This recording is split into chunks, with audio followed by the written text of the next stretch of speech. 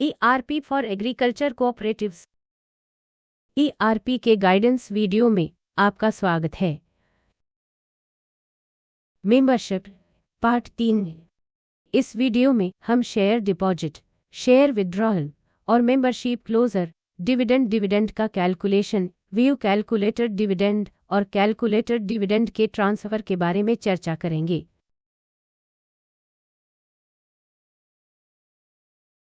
Login के बाद system dashboard पर सभी सर्विसेज के आइकॉन दिखते हैं। हम मेंबरशिप के लिए मेंबरशिप आइकॉन पर क्लिक करके मेंबरशिप सर्विस को सिलेक्ट करेंगे। सिस्टम डिफरेंट आइकॉन्स की सहायता से मौजूदा ऑप्शंस को दिखाता है। हम सबसे पहले शेयर डिपॉजिट आइकॉन को यूज करेंगे। यह जिस मेंबर को एडमिशन मिला है उसके शेयर डिपॉजिट की पोस्टिंग के लिए यूज किया जाएगा। एडमिशन नंबर दर्ज करें और स्क्रीन पर कहीं भी क्लिक करें। अदर डिटेल्स और पार्टिकुलर्स दर्ज करें। सिस्टम चयनित मेंबर से संबंधित मौजूदा शेयर कैपिटल बैलेंस दिखाता है। अगर मेंबर नया है तो यह अमाउंट 0 होगा और अमाउंट कॉलम में हम नए मेंबर द्वारा की जा रही शेयर डिपॉजिट दर्ज कर सकते हैं।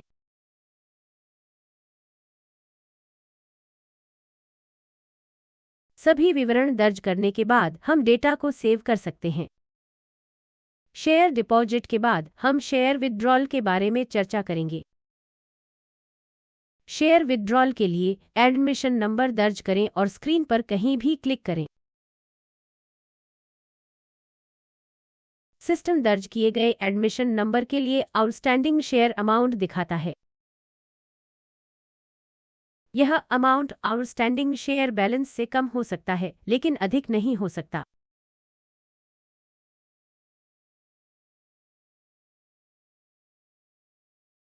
फिर सेव बटन पर क्लिक करके शेयर विड्रॉल ट्रांजैक्शन को सेव करें। शेयर विड्रॉल अमाउंट मेंबर को कैश के रूप में दिया जा सकता है। अब हम डिविडेंड आइकॉन पर क्लिक करेंगे।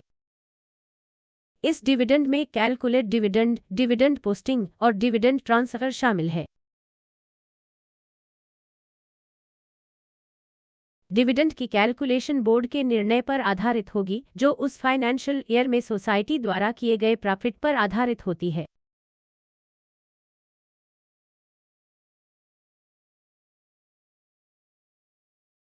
इस स्क्रीन में फाइनेंशियल ईयर, डिविडेंड परसेंटेज और शेयर अमाउंट जैसी सभी डिटेल्स दिखाई देती हैं और यहां से व्यू पैरामीटर पर क्लिक करके डिविडेंड से संबंधित पैरामीटर देखे जा सकते हैं।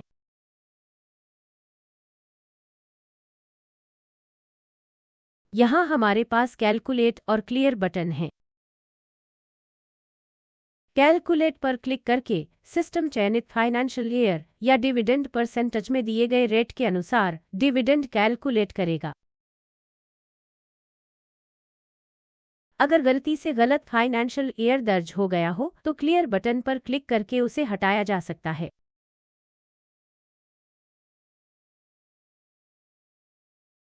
डिविडेंड के कैलकुलेशन के बाद डैशबोर्ड मेन्यू के साइड बार में व्यू डिविडेंड मेन्यू पर क्लिक करके डिविडेंड डिटेल्स देख सकते हैं। सिस्टम फाइनेंशियल ईयर के लिए कैलकुलेटेड डिविडेंड को प्रत्येक मेंबर के एडमिशन नंबर, मेंबर का नाम, गांव, शेयर कैपिटल बैलेंस और डिविडेंड अमाउंट के साथ टेबल फॉर्म में दिखाता है।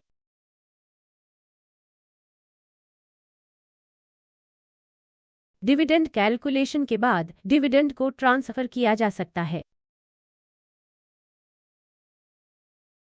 डिविडेंड ट्रांसफर के बाद मेंबर के व्यक्तिगत अकाउंट्स को डिविडेंड कैलकुलेटर के साथ पोस्ट किया जाना होता है। इस उद्देश्य के लिए इस ऑप्शन का यूज करें। हमें किसी भी मेंबर का एडमिशन नंबर सिलेक्ट करके स्क्रीन पर कहीं भी क्लिक करना है।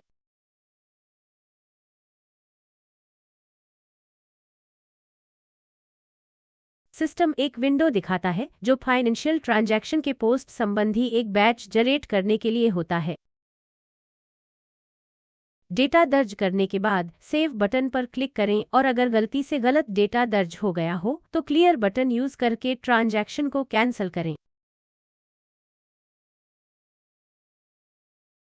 इसके बाद अब हम मेंबरशिप क्लोजर के बारे में चर्चा करेंगे। अगर मेंबर का सोसाइटी में कोई लोन या डिपॉजिट नहीं है और अन्य चीजें पैक्स बोर्ड के प्रस्ताव के अनुसार है तो मेंबरशिप को सिस्टम में क्लोज किया जा सकता है।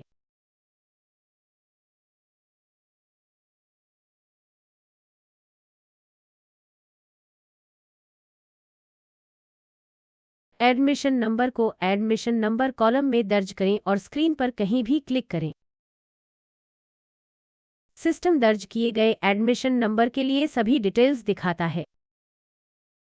इसमें कस्टमर के अलग अलग लोन अकाउंट्स या डिपॉजिट अकाउंट्स होते हैं जो क्लोज होने चाहिए, अन्यथा सिस्टम मेंबरशिप को क्लोज करने की परमिशन नहीं देगा।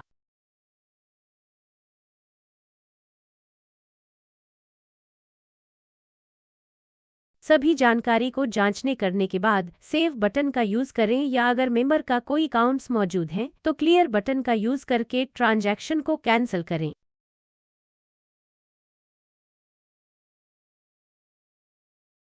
धन्यवाद।